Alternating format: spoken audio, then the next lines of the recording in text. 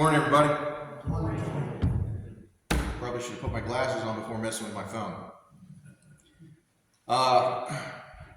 This morning's sermon is on integrity, which I think is crucial in our lives.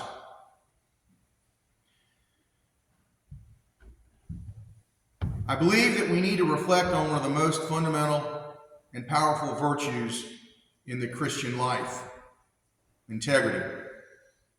Integrity is often spoken of, but sometimes poorly understood.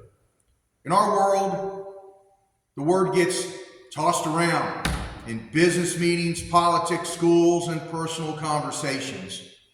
But what does it truly mean to live a life of integrity, especially for those who follow Christ? At its root, integrity means wholeness, consistency, and being undivided. The English term comes from the Latin integritas, meaning whole or complete. A person of integrity is not fractured, living differently in various situations, but is the same, honest and faithful, whether they are at church, at work, at home, or alone. In Scripture, integrity is just not about having good morals or avoiding lies. It's much deeper. It's about living honestly before God, allowing His truth to govern every part of our lives. It is the quality that ties together our faith, our actions, and our words. In Proverbs, it states, "Whoever walks in integrity walks securely, but whoever takes crooked paths will be found out." Integrity provides stability. Without it, life eventually collapses. With it, we walk securely because of our foundation is in God.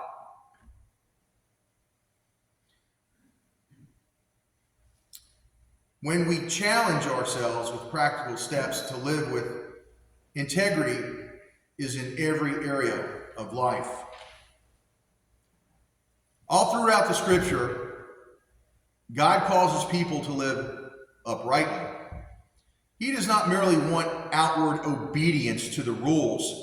He longs for wholehearted devotion.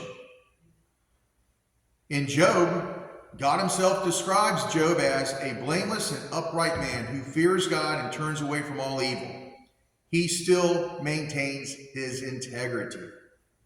Even with all the suffering that Job endured, his character held steady. His whole world was crumbling. His friends were accusatory, and yet he would not curse God or abandon his faith.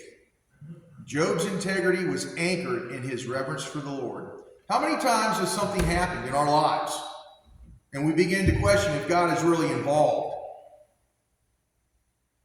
I know I have in my past. I don't do it anymore.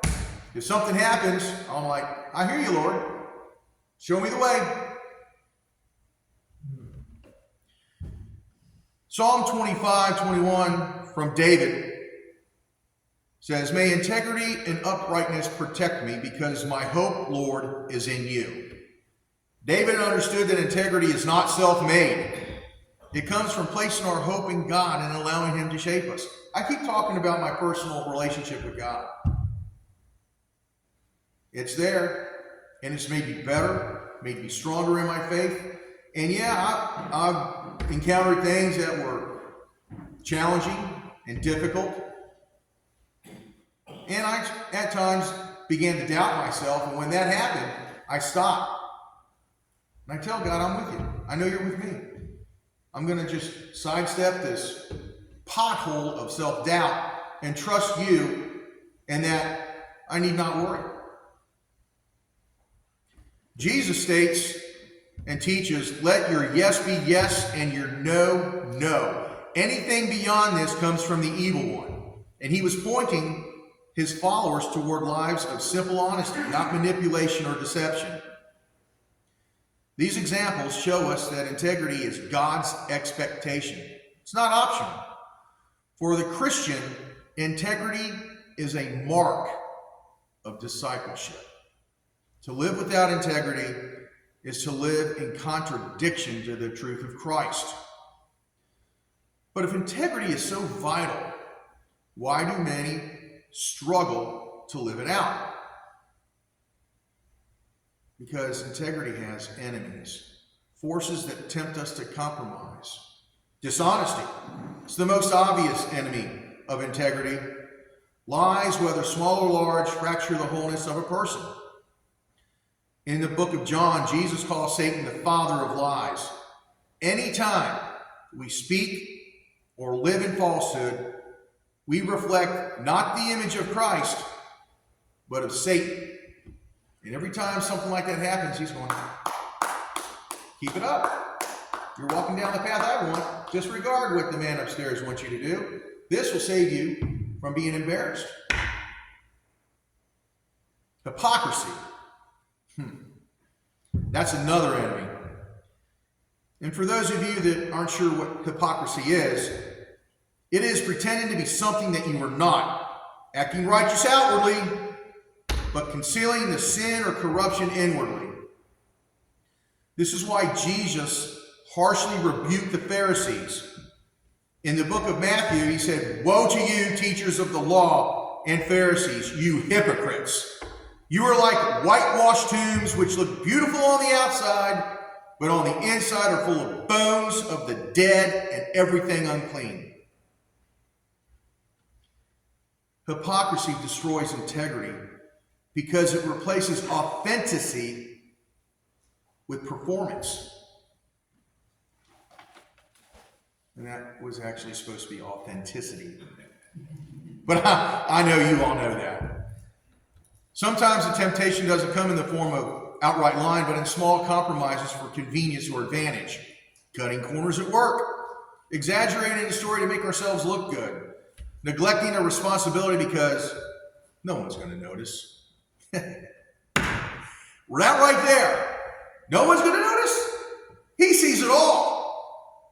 He sees it. He notices. He knows what's going on. But Proverbs reminds us the integrity of the upright guides them, but the unfaithful are destroyed by their duplicity. Another silent but powerful enemy of integrity is the fear of people's opinions. Now, I've mentioned this a number of times, and I told all my kids when they were old enough to understand this, I said that the only opinions that matter are from people you respect. Everybody else is just noise. And thank goodness they took that to heart. But for most, that is like the scariest thing, because you want to be liked, you want to be a part of something. So you let that have an effect on your actions. And sometimes we know what is right, but we lack the courage to do it because we fear rejection. Now think about that. Do you want to do something that Satan invites you to do because you want to be a part of something? Or would you rather be yourself and not compromise your integrity and do what you know is right? They have so much fun doing things. But I can't be my true self when I'm with them. Living with integrity is not easy, but the blessings of it are abundant. When we live in truth, we are freed from the exhausting burden of maintaining deception. Proverbs says, "Whoever walks in integrity walks securely." You don't have to keep track of the lies or live in fear of exposure. Integrity brings peace. And it builds trust. And trust is the foundation of influence. Think of Joseph in Genesis. He was trustworthy. Even in Potiphar's house and later in prison, his integrity elevated him to a position of great responsibility.